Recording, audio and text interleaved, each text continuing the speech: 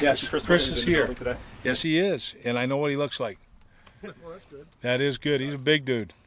So what's the issue? I mean, we know he had the back surgery. He really can't work, but Right. Did you get an explanation as to why he didn't like maybe come hang around for a little bit and get to know the new staff and the new coach?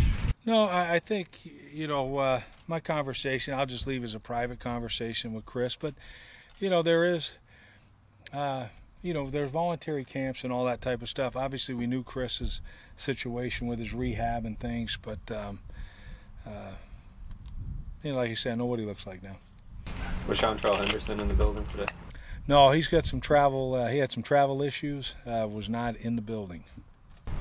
Your reaction to that? I mean, it seems like Well, it seems like, shouldn't have travel issues. Yeah, you always tell them, guys, especially when you're coming up, heading north and all that type of stuff, always try to prepare a little bit, and I'll talk to him about that. You expect him back tomorrow? I do. Chris Williams, I know he was going to be evaluated by your medical staff. Is there any idea as to whether he could be cleared or ready for the start of training camp? Yeah, I'm not real sure right now. Our trainers will obviously let me know as he does the physicals and things like that. Thank you. Log it out. Sammy Watkins got one rep today. 11 on 11 is just his progress and where he looked good. Is he closer to being fully clear for team drills? Yeah, we had to put him in because he got that softball rep. That was good news, bad news. Good news, he hit a home run. Bad news, he K'd once. But no, he looks, he's getting close. He's right where we want him to be, and like we've always said, by training camp, we expect him to be ready to roll. Is the mandatory, does that word imply that you've stepped it up a bit for these 3 workouts before you close out? Are you stepping it up a bit? Well, I think that's what the word would imply, but I think it's real similar to what we've done. As far as, we're still going to take care of each other and things like that. The thing that I want to see, though, is the obvious mistakes be eliminated by now, and they weren't. Like today we had some. I gave a couple examples on offense, a couple examples on defense. But that's kind of what you're hoping that will ratchet out these next 2 days, that hopefully we can start eliminating some of these, as I think, obvious mistakes. Where do you see Leotis' progress right now, and do you think he'll step right in to be, a starting corner when he's ready? Well, there's always competition at every spot, but Leotis is a guy that played extremely well last year. We do expect him to be ready to roll for training camp. Llewellyn's addition, just the thought process behind that, adding depth? Well, yeah, you can't have enough good players, and I think when you add to the competition, those are real positive things. I just saw him out there. I'm like, hey, who's, a young kid, he's played in the league a little bit, but he can run. He's got some movement skills. I don't like the fact he's a Florida State guy like half our roster, but, we need to get more Tigers in there. How do you think Corey Graham is transitioning over to safety so far? Not surprising that he's really taken to it. He's smart, and I think that's obviously the prerequisite of that position. But he looks good to me, and bless you, Scott. But anyway, he does look good. Have you seen Duke Williams sort of rise his game up now to meet that challenge at that position? Duke's had, he had some good moments today and things like that. Probably had a couple of mistakes that we got to get ironed out as well. Bakari Rambo in that same spot is getting a lot of first-team reps. Just how he's looking so far. I think all those guys have, they all have had some real positive plays, but I still think we still got to get better as we go before I'm real comfortable with any guy really taking over. Does Aaron Williams fall into the same categories of those other guys in that you expect to have him ready to go for training camp? Yeah, absolutely. Aaron will be, he should be ready to go, and yeah, that's one that it's like he's sitting in there in the meetings and all that, and it's tougher. Like some positions, like Leotis, I think will come in to play corner like it's nothing, but playing safety is more challenging position mentally, and the communication part of it, and all that, and obviously with Aaron not being able to go, we'll see how it goes. He seems to be sharp, and look forward to seeing him, on the field. Yesterday, and I apologize for interrupting. That's all right. Yesterday, when Russ announced that the team has set a record for season ticket sales. As exciting as that might be for the franchise, does it reinforce the amount of attention and pressure that is placed upon this team by the fans, knowing that they're looking for a winner? No, I tell you what, I was excited about it, and I'll tell you why. I think the commitment from our fan base is tremendous. I knew before I ever came here, I knew how awesome these fans were. This is just another thing to reinforce it. We're all excited about the season, you know. And it's not, look at our schedule. Look, I get it, man. There's a lot of good teams on our schedule that are playing, you know, we're playing here. But our fans aren't coming to see the opponent. They're coming to see the Buffalo Bills. They're seeing their football team. And that's what is, you know, exciting me. Because when you come here, you ain't just playing the Bills. You're playing this entire, you know, this fan base, you know, our fans. You're playing, you know, our football team, obviously, but you're playing the community. And I think that our community takes a great deal of pride in their football team. But this is about us. And, you know, was I excited about that? Darn right I was, man. Like, come on in here and get a piece of this. But I mean, after 15 years of not making the playoffs, the expectations are at an all-time high here. Yeah, and they should be. Well, yeah, good football team and great coaches. and an average one.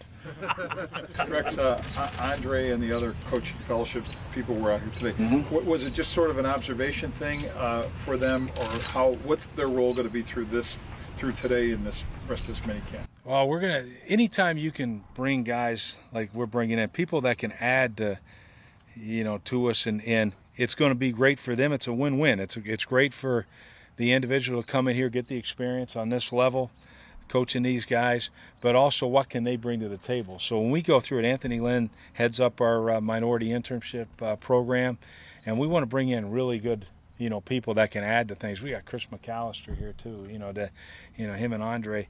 Those are two excellent players, but they also know the game, and I think that's, you know, that's part of it, I think. And when you can bring in that kind of, you know, expertise to add with the coaches we have, man, I'm excited about that. Did you feel today was a step up forward for the quarterbacks as a group? And specifically, Tyrod seemed to have a high completion percentage today. Can you just give your observations of him today?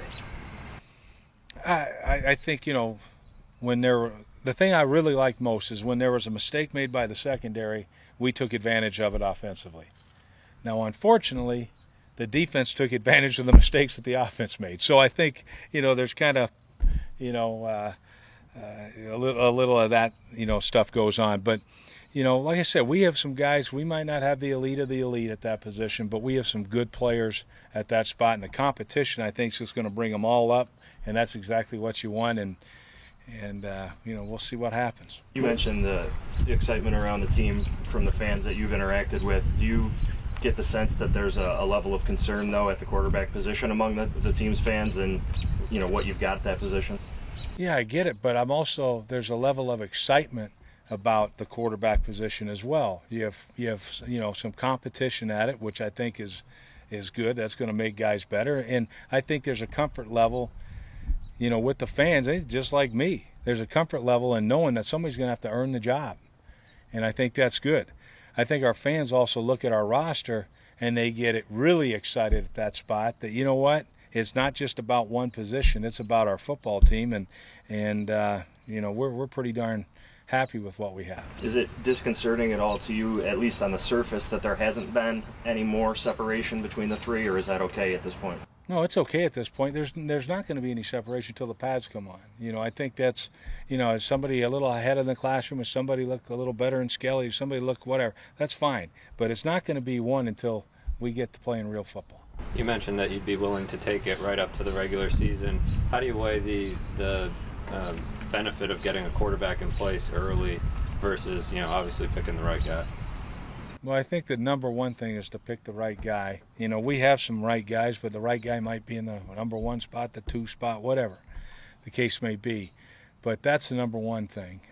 So, you know, is time on our side a little bit? Yes, it is. In an ideal world, would you already have your quarterback name by now? Yeah, that's an ideal situation. But you know what? We're not there. We're in an ideal situation to have competition at that spot, and I welcome it. When it comes to Greg Roman, and Yeah, I know you had a relationship with him. You met back in Baltimore. The fact that he stuck around in Florida waiting for your interview, and just how important was that for you to come together and to be together? I think, you know, Greg even said that he wanted to be a package deal with you. He should have called you and said, we're going to be a package deal back in December. Well, I slipped him a phone call in there and said that. But no, you know what? In all seriousness, we've had, you know, it's a critical hire for me in particular, a guy that's going to be, you know, in charge, heading up your offense. Now, is he surrounded with very competent coaches, great things? Yeah, that's part of it. They want to be a part of him too. You know, so you're getting, you know, guys like Anthony Lynn, who's got a chance to be a head coach in this league, you know, down the road. You're looking at Chris Palmer, who's already done those type of things, you know, and for him to come here, you know, says a lot. And we got, you know, you get a guy like Cromer. You get, I mean, it's a heck of a staff. When I said it's an all-star staff, but part of the draw was that these guys would be able to, you know, coach under or coach with Greg Roman, and so that was huge for me. Obviously, I think he's as good as there is in this league, and you know how long we have him here in Buffalo, I don't know, but we're going to enjoy having him as long as we have him, and I think he's going to be a head coach in this league real soon. And you know, but we're going to take in his expertise and ride him. So that was a key part of. I mean, how key of a part was that to when the Blues offered you the job, knowing that you had an OC pretty much in place? Well, it was knowing that I wanted one. See, a lot of times going through this process, there'll be coaches like you can say, "Hey, I want Buddy Ryan to be my defense coordinator." Buddy's not coming. But. So there's a lot of that goes into it. Some guys say, yeah, I can get you this guy, I can get you Dennis Thurman. No, you can't. You know what I mean? You can't get him.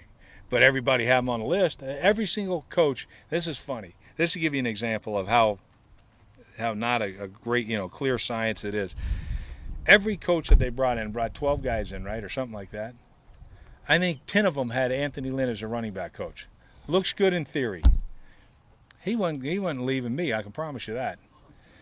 Because I made sure with the, you know, money talks and everything else walks, okay? And we put the money on the table to get him, and but that's it. And you know, it looks good. Hey, I can get this guy and get it. No, you can't. You know, so you have a stack of what you think you can get.